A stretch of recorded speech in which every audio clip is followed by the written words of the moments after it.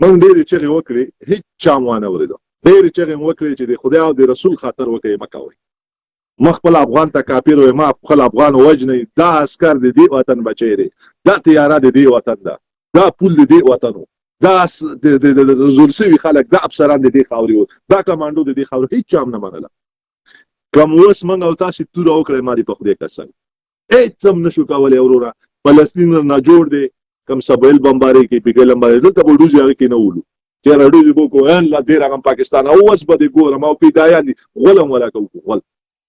که دا واري کندهار ته بمبار نه کوو ما دې په خدای قسم وي، که دا واري ننګرهار ته بمبار نه کوو ما دې په خدای قسم وي. هېڅ شی به طالبان به څه شی وکړي، څه شی به طالبان به څه شی وکړي. په چی ولي ته اواز دنیا ته تر اوسه دنیا د په رسمیتو نه پېژني.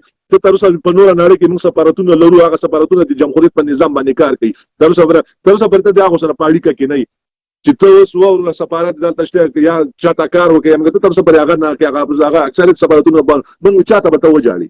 بیا تا چاته داسې د اخبار سړي ته د دا یو غږی چې نړۍ ته مې ماتې ویر کړه، نړۍ ته مې ماتې ویر کړه. اوس یې کش کړه، اوس به معلومه شي.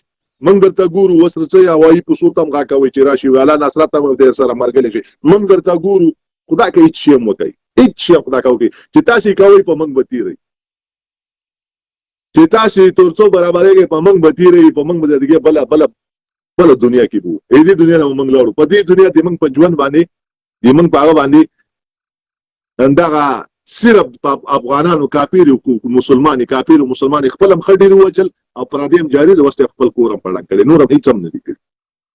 نو مننه کوم رجما د زید نه ډېر حوصله مې وکړه. خولې نه ما بد واد ونوځي مازدیګر دی.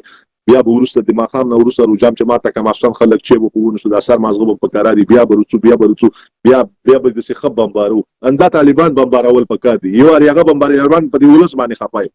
قسم په خدای چې دا ولس نه وي پکې مړ، که په طالب په تا باندې زه خفه ویم ما دې خدای له نننۍ رجوع نه قبلوي. نن تا دغې حالت ته موږ رسولي. خو ارمان په دې ولس خفه یم. کاشکې تاسې خدای پرې مردار کړي. قسم په خدای که مې دا ویلي وی چې الله دې وبخه، ته ویل مې چې الله دې مرد خر تر دنیا تېر کړم. تاسې وژل کوئ، تاسې قتل کوئ، تاسې خلک نه پرېښول. اوس زنده حالات سره ملګري ولس مړ کېږي، ولس هم زړه درد کوي. په دغه مازدیګر اکا رجاله په دغه باندې والله سړی ډېر وځورېږي. په دغه ولس مې زړه درد کوي. که نن ما دې په جلجله قسم وي که په تا خفه شم نه ولا که مسلمان درته وایم نه ولا که مسلمان تر څنګ لاړ وي نه هېڅ. خدای دې دا د دینه نور هم بدتره کړي. خدای هم داسې حالت ته راوله، داسې حالت له طالبانو داسې حالت له خدای راوله، داسې حالت له چې هېڅوک تاسو ته ځای نه درکوي. صحیح ده 15 به درکې خو د اسلام په هغه باندې روان وي، 15 به درکې خو 15 نه وي ټول خرابوه. درته نه وي چې د خدای او د دې لمن علاج وکړي. دا اردو د دې وطن اردو ده. نن به اردو لرلی، نن به طیاره لرلی، نن به راکټ لرلی، نن به خو هغې ما په هغې کې په ګوشته کې ما په زړه کېږي قسم خدای پتلونونه ته نه پات شو. په تورخم کې قسم خدای پاس په لوړه کې نه رسالېده. په رازق نوم به د چورته واخلو د هغه د چمن اخرني ښار کې به نه ایسارېده.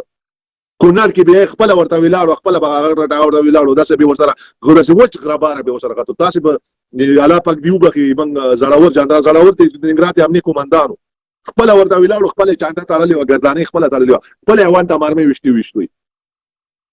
نن زه معلوم شم چې ملا یعقوب اوس کاش کې چې اوس ما لیدلی چې ملا یعقوب دغه د اول سنګر کې ناست یا د هغه اوس چېرته ناست دي په بریتونه به ور سنت به پاک کل کړي، په لاس به په کشکاږي چې چا به شور به پخ کړي چې جامات کې په قرآن مولا وطن ساتي شي، قرآن کې ور باندې وساتي، قرآن کې نو ور باندې جوړ کې تو قرآن مولا مې نه لرو هغه هم تبلیغي و بیا مې جنګ کې سنګر کې جنګ له ودانه ولل. دا خو افغانستان وروره بوشکا کې د هغه کور کلی خلک چې دانه وجل کېږي دوبم چې داسې ډېرې غلطۍ کړي.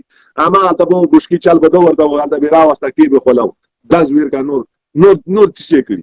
تو قرآن په دغې کلچر سنت وطن ساتل کېږي. وطن بچی غواړي، وطن درشي غواړي، وطن نظام د خبر نظامي هغه غواړي. چټي وچ په وچه خونه لمنې ټیټي پیچي جګې سپین کرمچ پښتانه کړي څنې دونه پرېښي ډول خیرن څادر مې سره تړلی پیکا مې لاس کې د یوه پټۍ مرمۍ سره دي نور خبره خاورې مو سره نشته. او دا وویله مې او دغه دی ولا که هېڅ شي هم وکړئ قرآن کې یې وساتئ که وساتو ما دې په خدای قسم. مولا خو صرف دغه د حلوا ورته ټول عمر پردی زکات خوړلی هغه به ملګو چې چا پردی زکات وخوړو، چا پردی خیرات وخوړو، چا ورته پردی وشل وخوړو، هغه به وطن وساتي.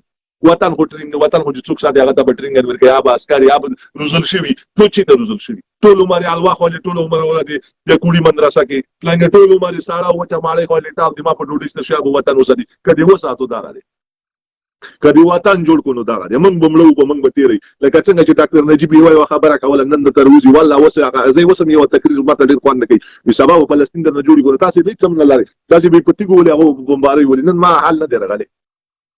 نو قربان شم د الله په اوږدې کې خوشحاله اوسئ، ژوندي اوسئ، عزتمن اوسئ. دلته هغه ته وخت لږ پاتې